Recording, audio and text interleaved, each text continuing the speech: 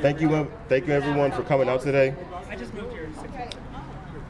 So I represent an organization called Valley Clean Air, and I just want to thank all of you guys for coming out to support us and for speaking at the Allegheny County Health Department hearing on these new coke oven regulations. So I want to start off by talking a little bit about who I am, what VCAN is, and why we're here today. So I would describe myself as a clean air advocate, although I didn't always see myself that way. My journey started one cold morning in 2015. My family moved to our new home in McKeesport. It was just me and my mother, and we had 24 hours to move and return the truck. By the time we started moving, I had packed away my inhaler. Little did I know that day we had a code orange air quality. We successfully made it, but by the time I had found my inhaler and I took it, it was too late. The next day I got to stay home from school, obviously tired and sick from the day before. I died later that morning. My asthma had gotten so bad that the oxygen in my body was no longer enough. My brain started to shut down, I couldn't move, and I collapsed on the stairs. By the grace of God, my brother missed the bus. He came home and he found me unconscious on the stairs. By the time the ambulance arrived, I was resuscitated, flown via helicopter to Children's Hospital, where I remained in a coma for a week. That day changed my life. I learned a very hard lesson that in order to survive here in Pittsburgh, I needed to be aware of the air because I could die from not being prepared. Now I don't go anywhere without my inhaler. Fast forward to 2020, I get introduced to a community group called VCAN. We seek to fight for residents in the Mon Valley who suffer from severe health, economic, climate, and environmental injustices. The issue that we're here to talk about today are the proposed coke oven regulations. I do want to start off by thanking Allegheny County Health Department for stepping up the heat and holding U.S. Steel accountable with $6.6 million in fines in the first quarter of this year alone. Allegheny County Health Department has stated that there have been 831 separate instances between January 2020 and March 15th of this year. The Allegheny County Health Department Air Quality Program has proposed to amend these regulations to be at least as stringent as the Pennsylvania and federal regulations. We agree, but we like to take it a step further. VCAN believes that Allegheny County Health Department should include the following actions in the new coke oven regulations. Number one, ACHD should establish in the regulations that U.S. Steel will no longer operate batteries 1, 2, and 3 past March 31st, 2023. These batteries were constructed in the 1950s and consistently violate the ACHD rules. Residents need increased transparency around the monitoring of Clairton Coke Works and the data from the plant. Allegheny Health Department needs real-time data on emissions from the steel plant that does not rely on U.S. Steel management or staff, and the public should have access to the data in real time. U.S. Steel should not be allowed to produce coke from ovens/batteries that do not have functional or reliable pollution control equipment. And finally, and most importantly, violations and fees should be non-negotiable. Some people may feel that these extra regulations are too much, but I do want to paint the picture of the problem. U.S. Steel earned $882 million in the first quarter of this year. The CEO, David Byrd, stated that it was another quarter of record profits as U.S. Steel continues to demonstrate the power of the best strategy for all. The company announced in January that it would build a $3 billion mini mill in Arkansas. The state-of-the-art facility would allow technology meant to reduce U.S. Steel's greenhouse gas footprint, and this comes directly after reneging on a promised investment of $1 billion to clean up their act here in the Mon Valley. So let's be real for a second. This means that U.S. Steel is making a profit of $9.8 million every day it operates on average. That means that they can afford to not clean up their act, they can afford to push Allegheny County Health Department around, and they can continue to disregard our elected officials, our voices, and continue to do business as usual. This is why we are asking for these new regulations so that they can change their business practices so we can make it too expensive to operate as business as usual. Thank you.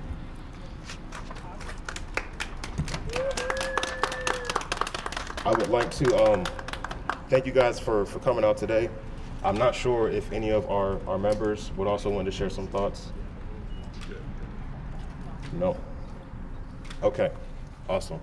Well, thank you. We're going to be going in to give public. Okay. I'd like to introduce Kim Meacham.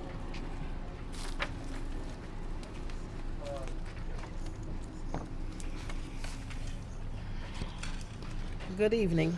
My name is Kim Meacham. I'm a lifelong resident of Clairton.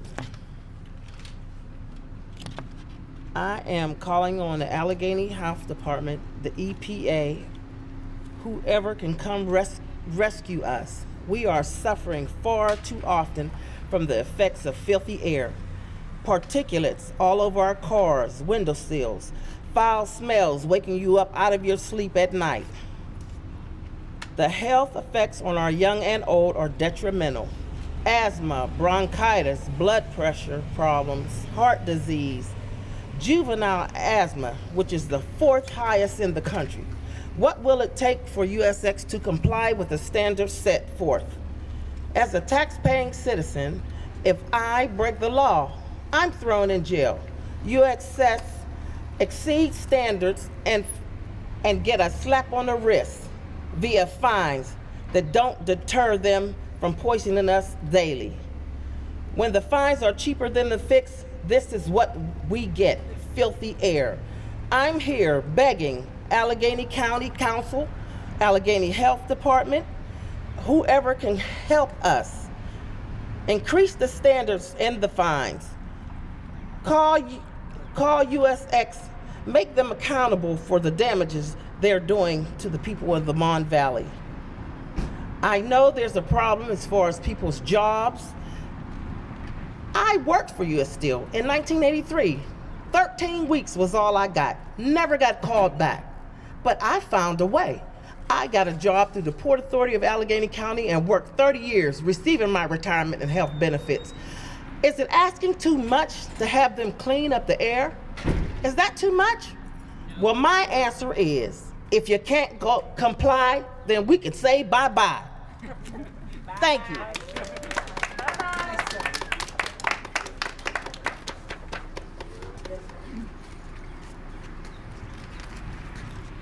I'd like to introduce another one of our members, Art Thomas.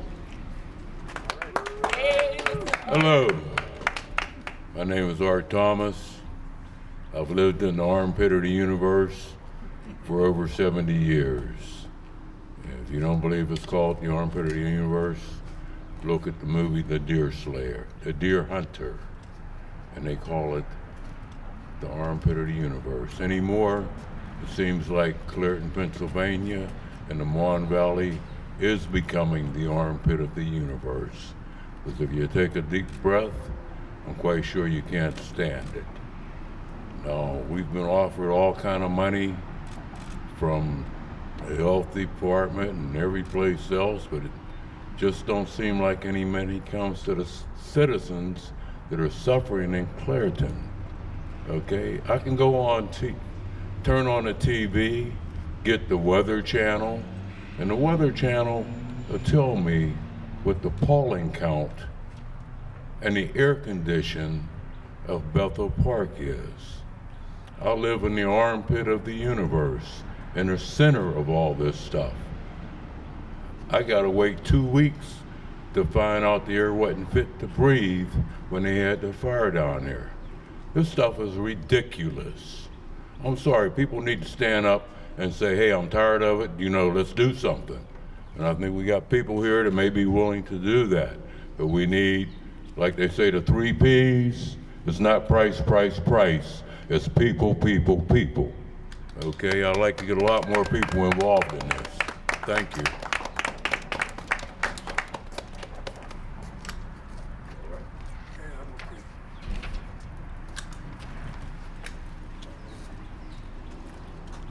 I'd like to introduce another one of our members, Johnny Perryman.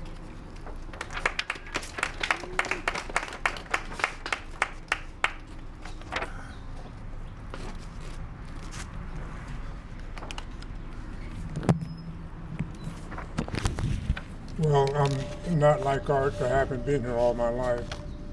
I was almost all my life I've been in Seattle, Washington, and I came to Clairton to die. I didn't know that's what I was coming for, but that's what I came to Clairton for. And in all my years, over 60 years of living in Seattle, Washington, I've never been in the ambulance once, but I've been in the ambulance several times since I got here.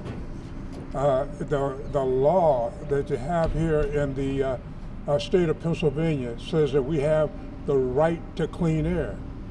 Now, if we have the right to clean air by law, who has the right to take it away from us? And can they take it away from us without getting some form of legislation passed to give them the right to take it away from us? And so I think that any citizen, any person living in this air that we have here, have the right to stop them from taking our air, because the air belongs to us.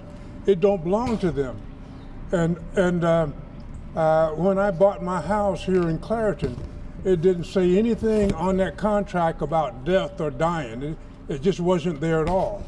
If I had any idea what I was moving into, I never would have moved to Clairton, Pennsylvania. But I've been here long enough that I'm now not in a physical condition to move. My brother told me to come back to Seattle, Washington.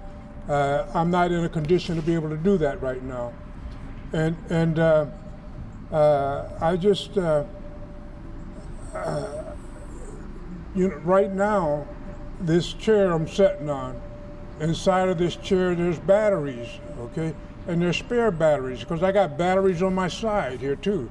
And if these batteries go out, well then I got a spare battery. I have a regulator that regulates the pump in my heart. And if that goes out, I got a spare one here. I plug into the wall at night and hope the power don't go off. But these are things that was introduced to me when I came to Clairton, Pennsylvania. And I like the people here, I like my house here. I just wish United States Steel would quit trying to kill them. Now, I know that there are people working at the place and it provides jobs for people. But I think there's a solution, to these things if we would just work toward it.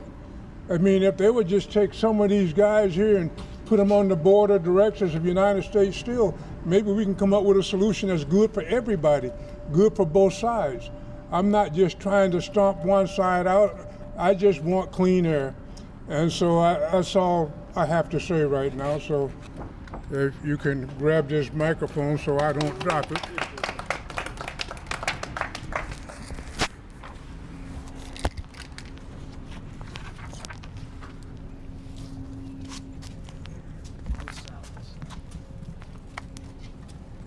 Thank you again, Mr. Perryman, and everyone else who came out and spoke today. And thank you to the media who came out to listen to us speak. We really appreciate this. We hope that we can continue to advocate for residents in the Mon Valley. If anyone has any questions or wants to get in contact with us, you can find us at valleycleanairnow.com. We have a phone number, website, and we'd love to get you guys involved in what we're doing here. So thank you all again.